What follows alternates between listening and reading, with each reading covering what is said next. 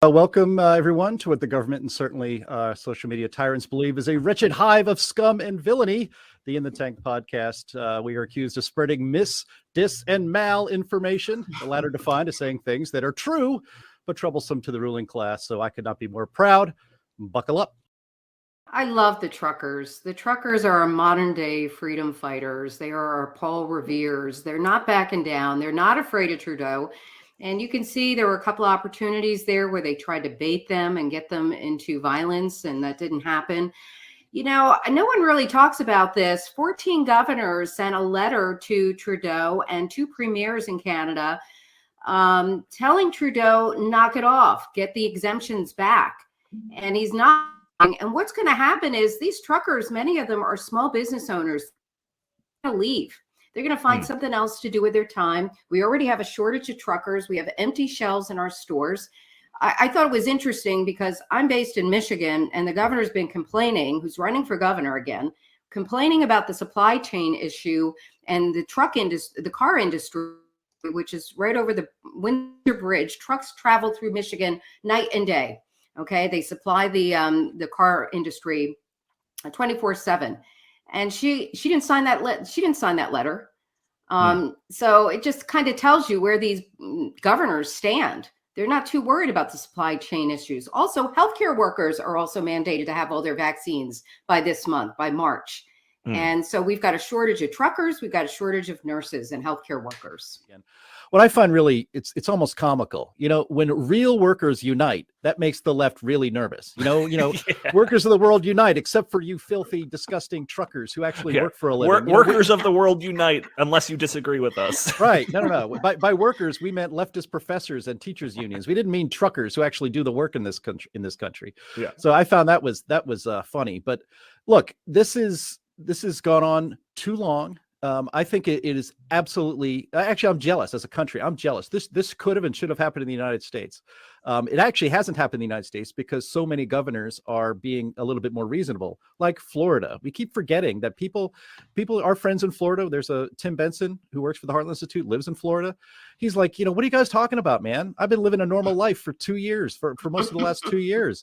And so, a lot of places in this country, it is a normal life. But in Canada, they just keep locking it down and locking it down. I'm actually getting in favor. I'm almost in favor of just a general strike of all truckers in all of North America, in the United States and Canada, to make the point that this stuff has to end now. It has to end now. And so look, Justin Trudeau is holding the line. He is continuing to have vaccine passports and mandates. I think the deal was you have to show proof of vaccination going from province to province across the country, and then of course to come in and out and cross the border between the United States. And most Canadian truckers are in the United States all the time. That's part of their job. But these provinces, under the pressure, this great pressure that these, in a very peaceful and inspiring protest that these truckers are doing in Ottawa, other provinces in Canada have relaxed their restrictions. The premier of, I think they call them premiers of Ontario, the largest and most populous province in Canada, announced just the other day, yep, we're no more vax mandates, no more masks. The off ramp is like next week.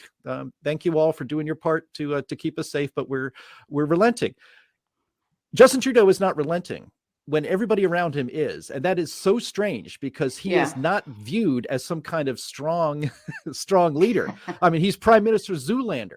He's the Pajama Boy Prime Minister. Right. This is a guy who is so he's standing strong, and you have to wonder why. You had Justin Trudeau referring to these protesters as a fringe group with unacceptable views, which we could have a whole conversation on that. But this idea that it was just like a handful of troublemakers type of a thing. I don't know if those comments were made before some of these images that you see where these crowds just stretch on for as far as the eye can see. And it seemed like there was an entire PR campaign waged to demonize these protesters, equating the protesters to terrorists and Nazis and bigots and racists and transphobes and basically any other name that you can think of. Prime Minister Zoolander called these people. GoFundMe, there was a GoFundMe campaign to support the truckers' protests that raised like $10 million or something like that. and GoFundMe shut it down for they probably gave a reason, but I'm sure it's not a good reason. So an alternative Give Send Go was created, and then this was hacked, and the donor list was leaked, and these hacked donor lists were shared on Twitter. Twitter didn't do anything about it, even though they supposedly have terms and service stuff talking about how you can't share stolen whatever, the justification that they use to not run the story about Hunter Biden's laptop or anything like that. But no, these hacked doxed donors for this Give Send Go, that was allowed to be sent around. It's still out there right now. There was gasoline bans. They weren't allowed to sell gasoline to these truckers. And there's been a whole number of things that the governments have tried to do to basically break up these protests. But they have stood strong, and they continue on. Chris, you were going to say something? Yeah, so I've been watching this, pretty closely with the past couple of weeks, and they've done a lot of interviews with truckers from their cabs. So we know why the truckers are doing this, and they're not doing this just because of the vaccine mandates. 90% of truckers in Canada have taken the vaccine. I think they said like 85% of Canadians have taken the vaccine. Donnie, they're doing this for the simple reason that 2.5 years into this pandemic, it's still restrictions. It's still that's what they're fighting against. They're fighting for their freedom, and they've made it very clear. And you know what? Most Canadians support them. Canadians are in solidarity with the truckers, because the truckers are just saying, hey, you know what? We are going to finally stand up for the people. And the draconian measures that Justin Trudeau is taking, where he is, taking away their licenses, and he is debanking them, and he is just really making, life very difficult for them. I really hope that backfires on Justin Trudeau. Justin Trudeau is not the dictator of Canada. He's a wannabe despot, and he needs to be put in his place. Well, I think Chris has put his finger on it. It's about people who have gotten a taste of tyranny and absolute power, and really like the taste of it, and don't want to stop. We've said on this podcast many times, you cannot comply yourself to freedom. You can't comply yourself back to the way things were.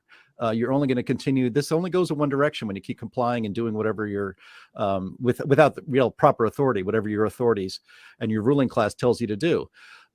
Look, I think that Justin Trudeau could end all of this tomorrow, right now, at this very moment. He could end all of this. He could just say, I'm going to follow the advice. We're going to do now here in Canada what Sweden has done, what the state of Florida has done, what even the province of Ontario has done, and that is to end the mask mandates and end the vaccine mandates as well.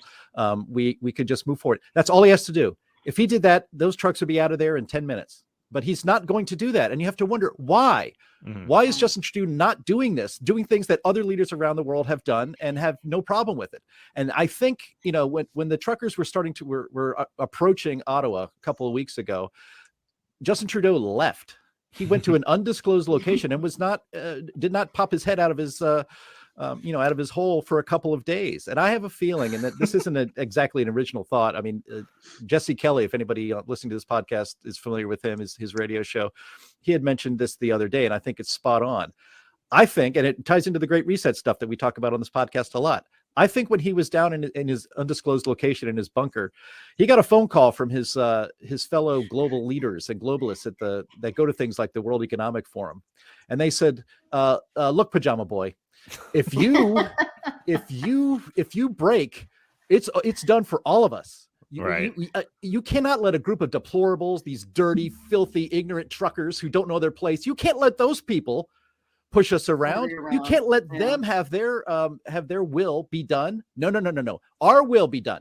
And if you go down, we all go down.